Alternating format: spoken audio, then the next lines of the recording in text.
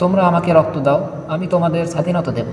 এই একটি বাক্যই যথেষ্ট ছিল লক্ষ লক্ষ ভারতীয় যুবকের রক্তে আগুন জ্বালিয়ে দেওয়ার জন্য। তিনি শুধু একজন নেতাই ছিলেন না, তিনি ছিলেন একজন আন্দোলন, একটি অগ্নিশিখা। তিনার নাম নেতাজি সুভাষচন্দ্র বসু। আজকের এই ভিডিওতে আমরা জানব নেতাজির জন্ম থেকে নিয়ে শুরু করে তার অন্তর্ধানের রহস্য পর্যন্ত সম্পূর্ণ বিস্তারিত এবং নির্ভীক সত্য ইতিহাস। নেতাজির জন্ম হয় 1897 সালের 23 জানুয়ারি উড়িষ্যার কটক শহরে। তিনার পিতার নাম জানকীনাথ বসু, একজন বিখ্যাত আইনজীবী ও সমাজসেবক। তিনার মাতার নাম প্রভাবতী দেবী, অত্যন্ত ধার্মিক ও আদর্শবাদী নারী। শৈশব থেকেই সুভাষ ছিলেন সবার থেকে আলাদা, অত্যন্ত মেধাবী, শৃঙ্খলা পরায়ণ ও আত্মসম্মান বোধে পরিপূর্ণ।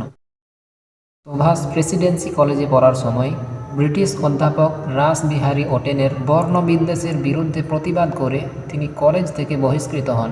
পরে তিনি স্কটিশ চার্চ কলেজ থেকে দর্শনে অনার্স করেন। পিতার ইচ্ছায় তিনি আইসিএস পরীক্ষার জন্য ইংল্যান্ডে যান। 1920 সালে তিনি আইসিএস পরীক্ষায় চতুর্থ স্থান অধিকার করেন, কিন্তু ইংরেজ শাসকের অধীনে চাকরি করতে তিনি অস্বীকার করে তিনি সেই চাকরি ত্যাগ করেন। এই সিদ্ধান্তই প্রমাণ করে যে স্বাধীনতা তিনার কাছে চাকরির চেয়েও বেশি গুরুত্বপূর্ণ। ভারতে ফিরে এসে তিনি দেশবন্ধু চিত্তরঞ্জন দাসের শিষ্য হয়ে যান। অচিরেই তিনি কংগ্রেসের একজন অন্যতম নেতা হয়ে ওঠেন। তিনি বিশ্বাস করতেন শুধু আবেদন নিবেদন নয়, ইংরেজদেরকে ভারত ছাড়তে বাধ্য করতে হলে শক্তি প্রয়োগ করার প্রয়োজন। এই চিন্তাধারার কারণেই গান্ধীজির সাথে তার মত পার্থক্য তৈরি হয়। 1938 সালে হরিপুরা অধিবেশনে নেতাজি কংগ্রেস সভাপতি নির্বাচিত হন। পরের বছর তিনি আবারও সভাপতি নির্বাচিত হন, কিন্তু গান্ধীজির সমর্থন না থাকার কারণে কংগ্রেস নেতৃত্বের সাথে দ্বন্দ্ব চরমে ওঠে। শেষ পর্যন্ত তিনি কংগ্রেস ছেড়ে ফরওয়ার্ড ব্লক গঠন করেন।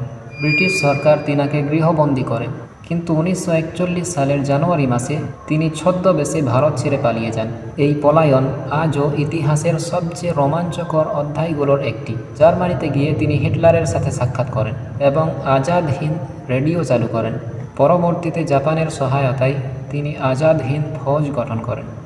21 অক্টোবর 1943 নেতাজি আজাদ হিন্দ সরকারের ঘোষণা দেন। তিনিই ছিলেন সেই সরকারের রাষ্ট্রপ্রধান, প্রধানমন্ত্রী এবং যুদ্ধমন্ত্রী।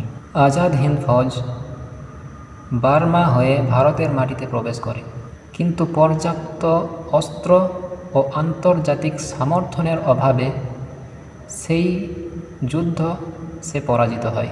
জাপানের পরাজয়ের পরে নেতাজির ভবিষ্যৎ অনিশ্চিত হয়ে পড়ে।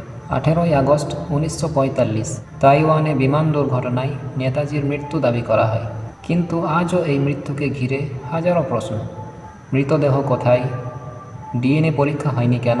ফাইল কেন এতদিন গোপন রাখা হয়েছিল? এই রহস্য আজও অমীমাংসিত।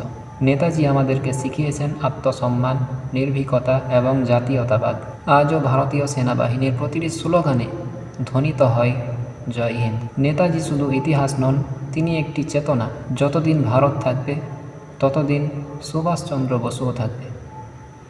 ভিডিওটি ভালো লাগলে অবশ্যই একটি লাইক করে কমেন্টে জয় হিন্দ লিখবেন, আর চ্যানেলটিকে অবশ্যই সাবস্ক্রাইব করে রাখবেন।